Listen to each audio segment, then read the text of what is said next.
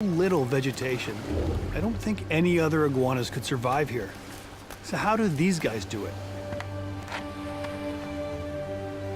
Typically where you find iguanas, they're up on the mainland eating vegetation. But one look at this place, and that's clearly not the case. There's no food up there for these guys. And they all seem to be going in the water, so it's pretty clear that's where they're getting their food. I know that marine iguanas have evolved to find food in the ocean. And as I look closer, I see how their bodies have transformed in the process.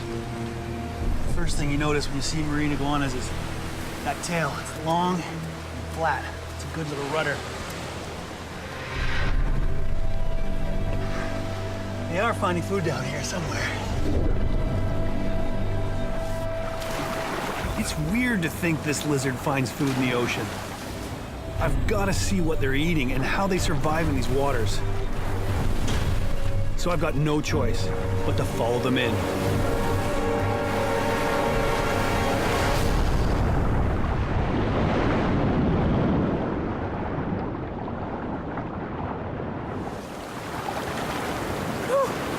It's so cold. Oh my God, I can get in here, it's like an ice chest. Freezing currents from the deep rise here. The cold water drains my energy, and I have to kick twice as hard to keep my muscles from seizing up.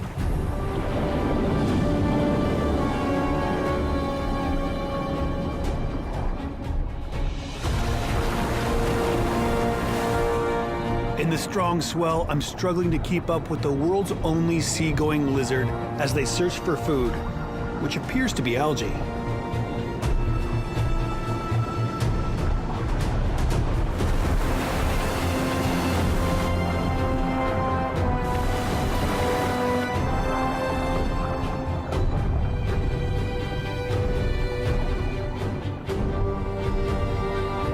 Just as I think I'll need to get out, I see an iguana swimming to deeper water, and I decide to follow. Large iguanas have been seen diving to 30 meters, taking them away from the crashing waves to find the best algae. Now, it's a race against time. He's got to eat all he can before these cold waters zap his energy, making it impossible for him to climb out. Staying underwater for up to an hour, these large iguanas are thought to slow their heart rates from 100 to as few as 30 beats per minute.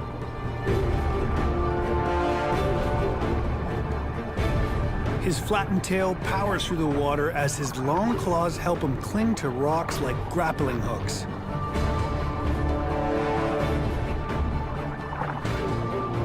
When his body can tolerate the cold no longer, he heads back to shore. Now, he has to face the giant waves once more.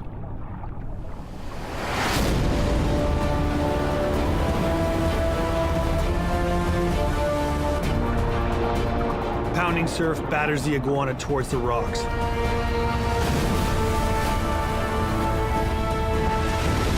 In waves like this, casualties are inevitable.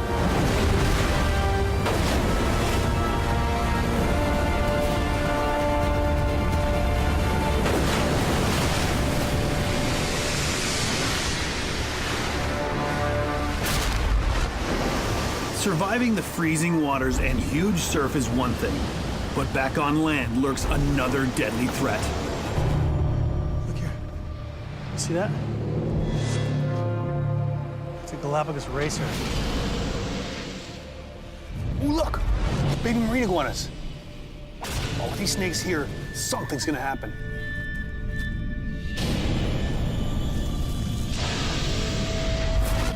These guys are hunting. Look at these ones.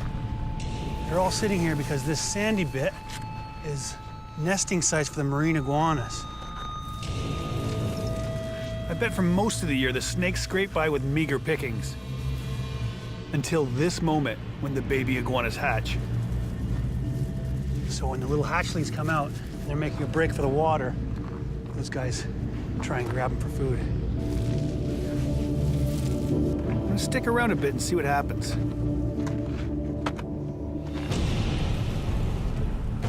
The iguanas hatch just for a few weeks, so the race is on for these snakes to catch a feast.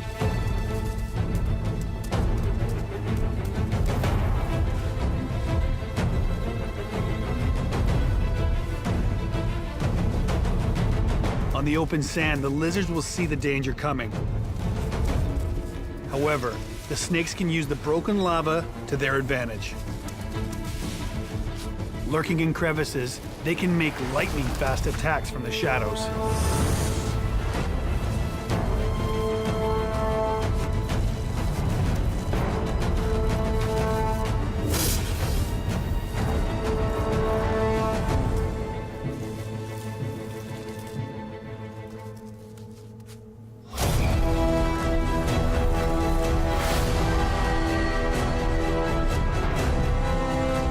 This baby iguana fights to its dying breath for survival.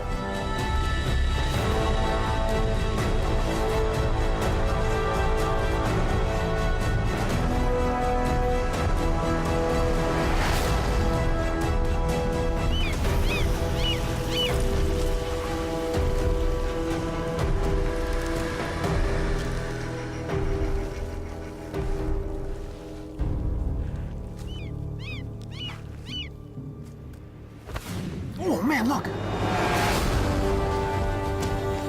Oh, he's got them both.